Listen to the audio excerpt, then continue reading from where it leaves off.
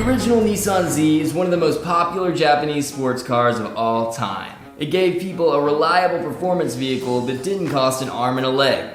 The second generation Z was called the 280ZX, and it was a little bit more luxury focused.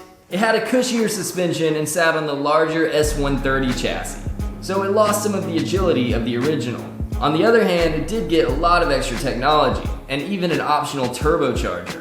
Next week, we're gonna get back to work on this old hunk of junk, but today we're gonna talk about the Datsun 280ZX and if it is still worth buying.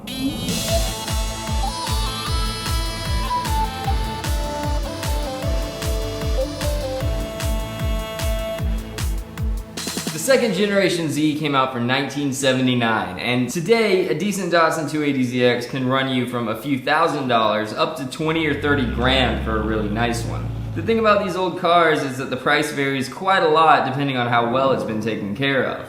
The options and trim on the car are also going to sway the value a lot. When I got mine, it was almost road ready for $600. You can't really find them for that anymore. The price of the 280ZX has been skyrocketing, and it doesn't look like it's going anywhere but up. The second generation Z is what's known as a GT car, which stands for Grand Touring. This basically just means that it's a comfortable sports car that you can drive for a long period of time. It had electric windows and mirrors and technology that's pretty impressive for a car that came out in the late 70s. Back in the day, this would have been competing with Porsches and Chevy Corvettes. The build quality is very good for the time period, and it's easy to see why Japanese cars were getting so popular around that time. The 280ZX came with a 2.8 liter inline-6 engine called the L28. This was the same engine that was in the earlier Datsun 280Z. You had the option of a 5-speed manual transmission or a 3-speed automatic. The L28 is fuel injected and pretty torquey. From the factory, they made about 135 horsepower and 144 pound-feet of torque. In 1981, they started offering turbocharged versions. This one made 180 horsepower and 203 pound-feet of torque. The base model had a pretty slow 0 to 60 time in the 8 to 9 second range, with the turbo model knocking a few seconds off of that. They weren't fast compared to the cars we have today, but the inline-6 engine was strong and smooth. These engines are tanks, and they're pretty easy to work on. You can push an extra 100 horsepower or so through them without blowing them up. The 280ZX had a unibody frame design, and you could get it in either a coupe or a 2+2 that was stretched out to fit back seats. The car was 51 inches tall, 66.5 inches wide, and 174 inches long, with the 2+2 model a little longer at 179 inches.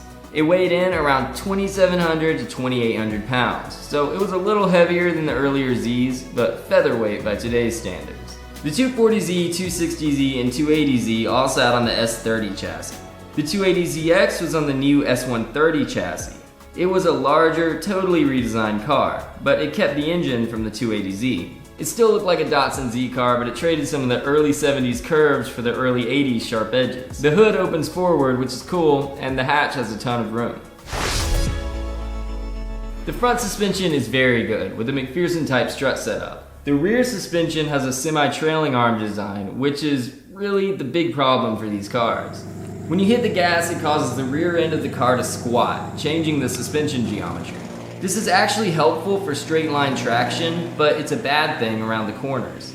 It's got disc brakes all the way around, and they're small, but they're actually pretty impressive. The car doesn't weigh that much, and the brakes have no problem bringing it to a quick stop. Except for other Nissans, the most similar feeling car I've driven was the second generation Miata. The rear suspension is a little different, but they both have a certain club racer, corner carver kind of feel to them. Back in the day, the hardcore Datsun fans didn't like the 280ZX because it was too cushy, but it's pretty friggin' raw by today's standards. The simpler steering and suspension systems make you feel very close to the road. Driving this car feels like really truly driving. It's not all that fast in a straight line, but it handles so much better than you'd expect from a car this old. There aren't active computer systems in the suspension and brakes, it's just you and the car.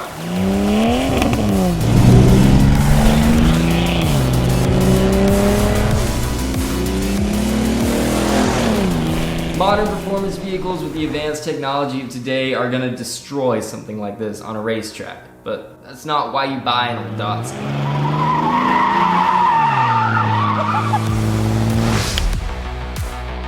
The interior is actually very nice.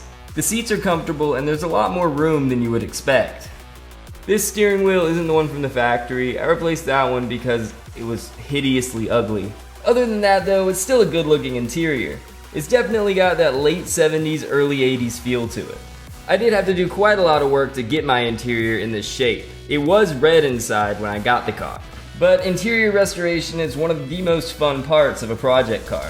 It's a comfortable and pretty good quality interior, but you just gotta keep in mind how old these cars are. If it hasn't been restored, it probably needs to be. The 280ZX actually gets pretty decent gas mileage, at least above 20 miles a gallon. These engines and transmissions themselves are very reliable, but these are very old cars. Basically anything rubber or plastic could probably stand to be replaced. Old cars are a little more work than newer vehicles. The big thing to look out for is rust. The old Datsuns have a tendency to rust very badly, and that's a lot of work and money to fix. You just want to make sure you find a good one. You're not going to see all the problems right away, so be prepared to spend more than you plan on the restoration. So, is the Datsun 280ZX still worth buying? Well, that depends on who you are. If you're looking for a fast, reliable sports car, this is absolutely not the car for you. They were performers back in the day, but unless you drop a ton of money into them, it's not going to compete with modern performance cars. If you're someone that's more interested in a pure driving experience, or someone looking to buy or restore a collectible classic, this is absolutely a good choice. Pretty much all the first generation Z cars have already been bought up by collectors. Now the 280ZX is starting to get that way.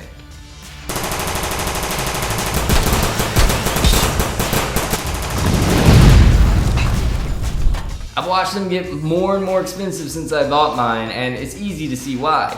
The slogan for the car was literally just, "It's awesome." Next week we're gonna get back to work on the 280ZX, and after that Nick and Winter will be returning to the channel. So stay tuned. If you're not already subscribed to The Left Pedal, change that, and I will see you next time.